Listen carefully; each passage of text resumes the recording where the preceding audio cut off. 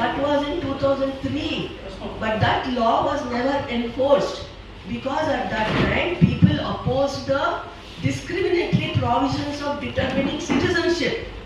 They were not really against improving the electoral roll or giving a citizenship ID card, but that whole act was put under abeyance because there was so much opposition to the citizenship definition in 2003.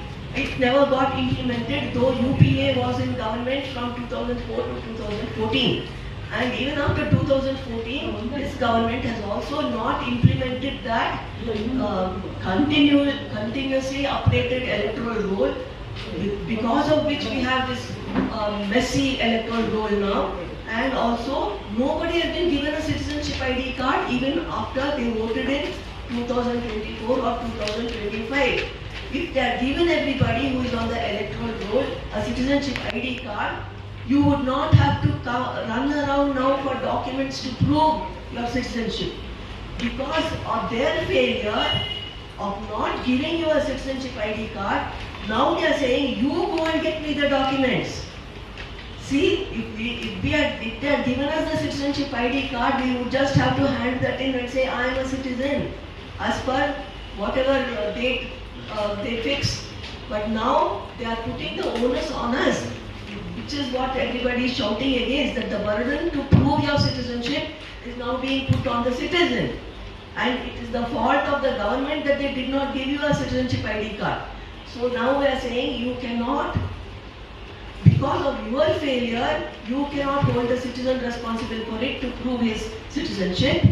So we are saying it is not possible for you now to prove anybody's citizenship properly because you have not given them the documents, and you are not able to prove that illegal immigrants have come also. That was shown in Bihar. You are unable to prove illegal immigration, you are unable to prove genuine citizenship. So we are saying, after doing the census survey next year, you should amend the Citizenship Act, remove the discriminatory provisions of 1987 and 2003, and say that everyone who is resident in India right now will be made a citizen. Maybe you can say whoever can show residence for 2 or 3 years or 5 years, which was there earlier in the Constitution and in the 1955 Act. Bring those provisions back, remove the discriminatory provisions, so that everybody who is living in India today will get citizenship. We want that change to be made, because otherwise how do you ensure universal suffrage? Now several groups have been demanding, we want universal suffrage. But how can you ensure universal suffrage as long as these citizenship ID cards have not been given and the discriminatory provisions are there in the amend ಮಾಡಬೇಕು, so that ಸಾರ್ವತ್ರಿಕ ಪೌರತ್ವನ ಕಾಪಾಡೋದಕ್ಕೆ ಮತ್ತೆ ಎಲ್ರಿಗೂ vote ಮಾಡೋದಕ್ಕೆ ಅವಕಾಶ ಮಾಡಿಕೊಡೋದಕ್ಕೆ ಇವಾಗ ಮಾಡ್ತಾ ಇರೋ SIR reject ಆಗಬೇಕು. ಮತ್ತೆ ಸೆನ್ಸಸ್ ಮಾಡೋವರೆಗೂ ಡೋರ್ ಟು ಡೋರ್ ಸರ್ವೆ ಆಗೋವರೆಗೂ SIR ಮಾಡಬಾರ್ದು. ಸೆನ್ಸಸ್ ಇಂದ ಬರೋ data door to door survey ಮಾಡಿ ಬರೋ ಡೇಟಾನ ಇಟ್ಕೊಂಡು ಎಲೆಕ್ಟ್ರಲ್ ರೋಲ್ ತಯಾರು ಮಾಡಬೇಕು.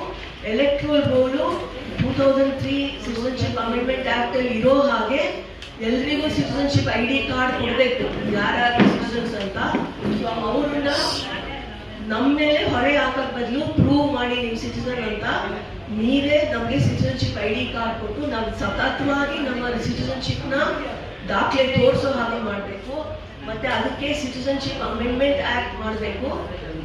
ಇಲ್ಲಿರುವಂತ ಎಲ್ಲರೂ ಇವಾಗ ಯಾರ್ಯಾರು ಬೆಂಗಳೂರಲ್ಲಿದ್ದಾರೆ, ಯಾರ್ಯಾರು ಇಂಡಿಯಾನಲ್ಲಿ ಇದ್ದಾರೆ, ಅವರೆಲ್ಲರಿಗೂ ಸಿಟಿಜನ್ಶಿಪ್ ಆಟೋಮ್ಯಾಟಿಕ್ ಆಗಿ ಸಿಗೋ ಹಾಗೆ ಮುಂಚೆ ಇದ್ದಂತ ಪ್ರಾವಿಷನ್ಸ್ ನ ತರಬೇಕು.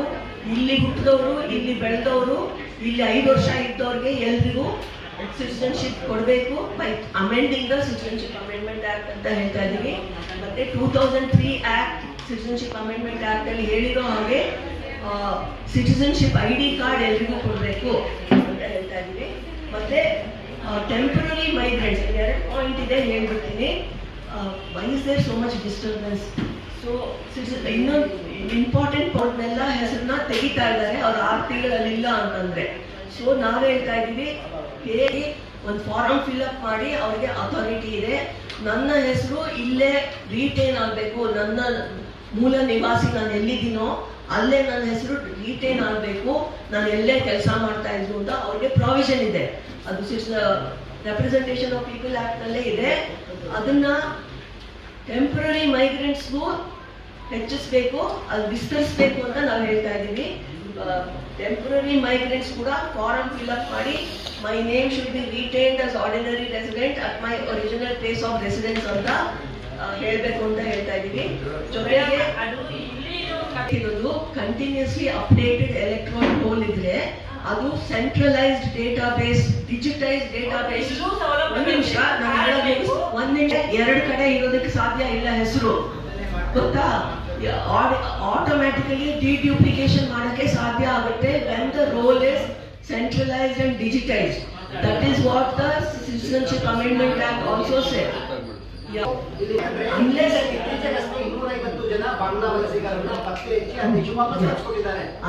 you can prove that they are illegal immigrants, you cannot.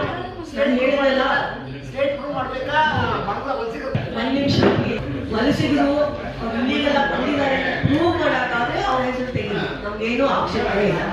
But ನಿಮಗೆ ಪ್ರೂವ್ ಮಾಡಕ್ ಆಗದೆ ಹೋದ್ರೆ ನಾನು ಹೇಳ್ತಾ ಇದ್ದೆ, ಬಾರ್ಡರ್ ಸೆಕ್ಯೂರಿಟಿ ಫೋರ್ಸ್, 1 ನಿಮಿಷ, ಬಾರ್ಡರ್ ಸೆಕ್ಯೂರಿಟಿ ಫೋರ್ಸ್ ನವರು 15 ಮಿಲಿಯನ್ ಜನ ಬಂದಿರಬಹುದು ಇಂಡಿಯಾಗೆ. 15 ಮಿಲಿಯನ್ ಜನ 1.1% ಆಫ್ ದ ಪೀಪಲ್ ಅಲ್ಲ.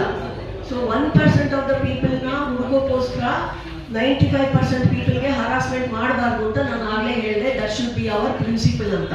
ಸೊ ಆ ಪ್ರಿನ್ಸಿಪಲ್ ನ ಕಾಪಾಡೋಕೆ ನಾವು ಪ್ರಯತ್ನ ಪಡಬೇಕು. ಇಲ್ಲದಿದ್ರೆ genuine citizens are going to get disenfranchise. So form 6 ಬಗ್ಗೆ ಲಾಸ್ಟ್ ಪಾಯಿಂಟ್, ಫಾರಂ 6 ಅಲ್ಲಿ ಒಂದು ಬದಲಾವಣೆ ತಂದಿದ್ದಾರೆ.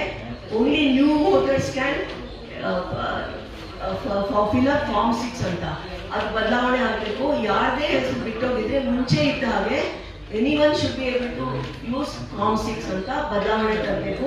ಆ ಅಮೆಂಡ್ಮೆಂಟ್ ತೆಗೆದು anyone who is not included can use form 6 ಅನ್ನೋ ಬದಲಾವಣೆ ತರಬೇಕು. ಸೊ ಅಷ್ಟೇ ನಾವು ಹೇಳ್ತಾ ಇರೋದು. ಸೊ ನಿಮಗೆ ನಾನು ಕೇಳ್ಕೊಳ್ಳೋದು, ಇದಕ್ಕೆ ತುಂಬಾ ಪ್ರಚಾರ ಮಾಡಿಕೊಡಿ. ಈ ಆಲ್ಟರ್ನೇಟಿವ್ಸ್ಗೆ